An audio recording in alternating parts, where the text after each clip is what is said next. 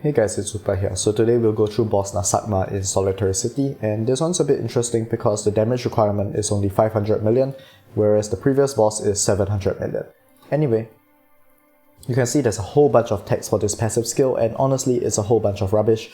So unlike the other videos, I won't be going through what the skills do, but I'll just show you the fight. So once again, we will go through the recommended lineups first, and you can see that there's a lot of different variety of heroes you can use. For example, we have this DMO Indra team with Murungjing and Big Jet. Big Jet doesn't seem that important here in my opinion, but alternatives are simply just nuking down with Marie. There are really quite a lot of different choices that you can have, but if you do not have these characters, I recommend, once again, sort by similarity. You will see other options that I do if you have less characters than I have.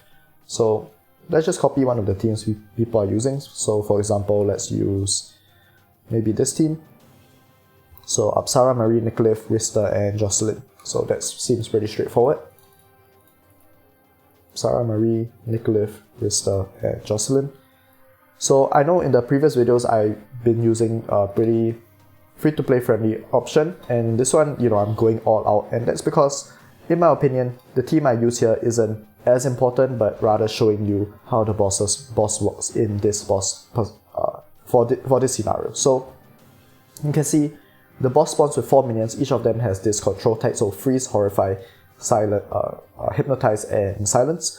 And you can also see there are 5 tethers connected to each of our characters. So the first thing, and probably most important part that you need to do, which should be in the first turn, is that for your heroes, you should be attacking these minions respectively. So 1 hero for 1 minion. You do have 5 heroes, so you should be choosing one not to attack the boss, and in this case I think I'll be choosing Apsara maybe. And the reason why you need to attack these minions is because if you don't, you won't be able to deal damage to the boss. So let's do our first turn by simply attacking one of these respective minions. So for Nicolith, let's just go from left to right, attack the freeze. For our second character, Jocelyn, let's attack this horrify guy.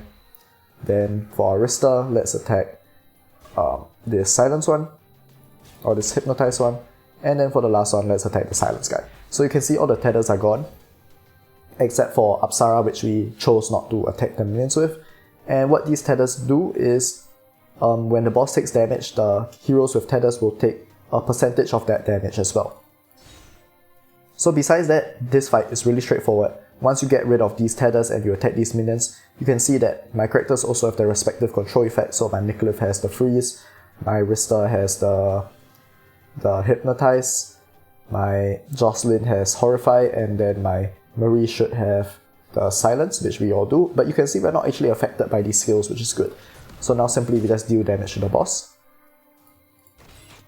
And honestly, there's not much to it, so let's just use our basic, and then once we get out Marie's turn, we'll just deal damage with her special 4. And in one turn this is enough. But obviously, super pay to win setup, so my damage is high.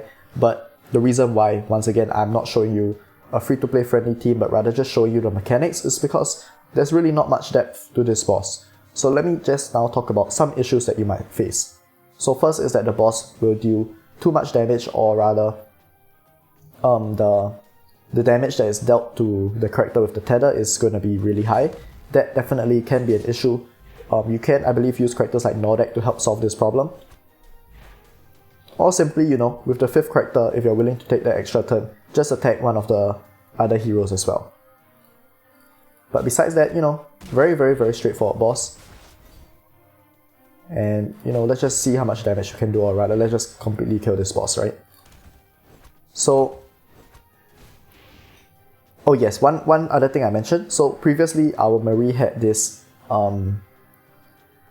attack this freeze guy, right? And then later you saw me attack the freeze guy with the Apsara. So at all times, there'll be one character with the tether. So you can see in this case, when I use my Apsara to attack the freeze guy, my Marie, who initially had the freeze effect, has lost it. So only one character at a time. So you can, opt to attack one of these minions at different periods throughout the fight, so they can swap around who gets tethered. But it's also important to remember that if your character gets tethered, it does no damage. So ideally you don't replace the tether on a character which is your damage dealer. But besides that, yeah, very straightforward, right? I mean, you saw in one turn I meet the damage requirement. Obviously, with other teams, this may take a longer time, but what's more important than the team you're using is understanding how this fight works, and hopefully what my explanation made sense. Otherwise, just leave a comment and I'll try my best to provide some additional clarification. So yeah, this was probably a shorter video than the other ones, but yeah, that's all we have for today, and I'll see you guys next time.